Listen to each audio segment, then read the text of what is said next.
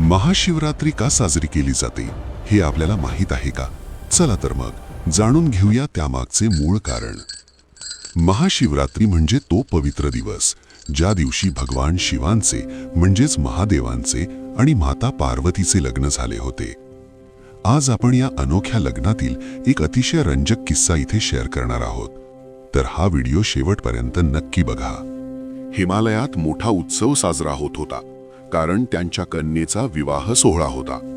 हिमालय कन्या भगवती पार्वतीजींसाठी सर्व पर्वत मूर्तिमंत होऊन एकापेक्षा एक अद्भुत भेटी घेऊन आले होते. सर्व देवता आणि भगवंताचे पार्षद वऱ्हाडी म्हणून पुढे आले होते, कारण महाराजांची शिवाची वरातच अतिशय विचित्र होती. त्यामुळे ब्रह्मदेवाने विचार करून निर्णय घेतला की जर यांना म्हणजे शिवाच्या मूळ गणांना सुरुवातीलाच पुढे ठेवले तर ते योग्य दिसणार नव्हते. म्हणून सर्वात आधी भगवान हरीचा परिवार आणि दिव्य पार्षद वऱ्हाडी म्हणून पुढे चालत होते. ते पाहून मैना मातेला वाटले की यात नवरदेव कोण आहे. तेव्हा त्यांना सांगण्यात आले की नाही, हे तर फक्त वऱ्हाडी आहेत. तेव्हा आईला वाटले की ज्याचे वऱ्हाडी इतके सुंदर आणि भव्य होते तो नवरदेव स्वतः किती सुंदर असेल. त्यानंतर दुसरा गट आला. देवराज इंद्र, सर्व लोकपाल, वायुदेव, अग्निदेव. नाही, हे सुद्धा नवरदेवाचे वऱ्हाडीच आहेत असे समजल्यावर मातेचा आनंद वाढतच गेला. पण जेव्हा खुद्द नवरदेवाचा गट आला तेव्हा दृश्यच वेगळे होते. कुणाला तोंडच नव्हते तर कुणाला शेकडो तोंडे होती. काही विचित्र हात असलेले तर कुणाच्या चक्क पोटावरच तोंड, कुणाच्या कपाळावर डोळा असे विविध प्रकारचे रूप होते. जसे लोक डोक्यावर दिवे म्हणजे रोड लाईट घेऊन चालतात तसे डोक्यावर आग घेऊन चालणारे आग्या वेताळ, भूत प्रेत, पिशाच्चे असे भयानक स्वरूप पाहून मैना घाबरली. तिने विचारले, यात नवरदेव कोण आहे? तेव्हा सांगितले, तो मध्ये चालतोय तो. त्यांनी अंग हलवले की अंगावरून भस्माची धूळ उडत होती. भयानक शेषनाग, जटामुकुट आणि त्या मोठ्या जटा बांधण्यासाठी साक्षात वासुकी नाग विराजमान होता. कानात विंचवांची कुंडले आणि गळ्यात मोंडक्यांची माळा होती.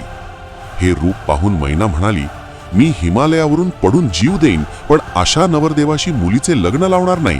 लग्न रद्द. हे ऐकून देवर्षी नारदजी शिवाकडे गेले आणि म्हणाले, महाराज, लग्न रद्द होत आहे. वऱ्हाडींना खायला काही मिळणार नाही. सर्वांना परत पाठवले जाईल. सगळा मामला बिघडला आहे. तुम्हाला आधीच सांगितले होते की नवरदेवाच्या रूपात चला. हे भयंकर रूप धारण करू नका. महादेव आणि इतर देव मैनाजींना खूप समजावत होते की तुम्ही देवाधिदेव परमतत्व भगवान शंकरांना ओळखत नाही आहात. पण त्या म्हणाल्या, माझी मुलगी इतकी सुकुमार आहे.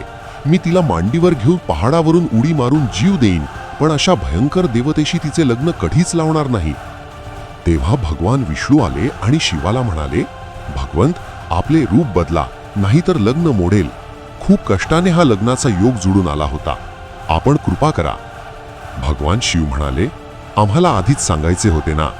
मग त्यांनी असे दिव्य रूप प्रगट केले ज्याने देवतांचे तेजही फिके पडले. हातात आरसा घेतलेले ते सुंदर नवकिशोर रूप होते. मग मैनाला बोलावले गेले. जेव्हा तिने हे रूप पाहिले तेव्हा तिच्या मनाला शांती मिळाली.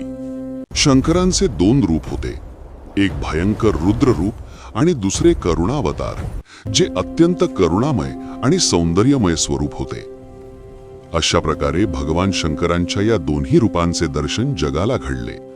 जेव्हा मैना मातेचे समाधान झाले त्यानंतर माता पार्वती वधूच्या रूपात अत्यंत सुंदर शृंगार करून मंडपात आल्या. त्यांचे ते रूप पाहून सर्वजण थक्क झाले.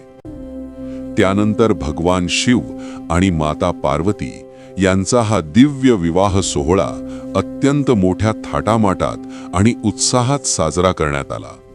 संपूर्ण वातावरणात आनंदाची लहर होती. आणि अशा प्रकारे भगवान शिव आणि माता पार्वती यांच्या पवित्र मिलनाचा हा दिवस म्हणजेच महाशिवरात्री म्हणून ओळखला जाऊ लागला. याच कारणासाठी आपण महाशिवरात्री मोठ्या भक्तिभावाने साजरी करतो. हर हर महादेव.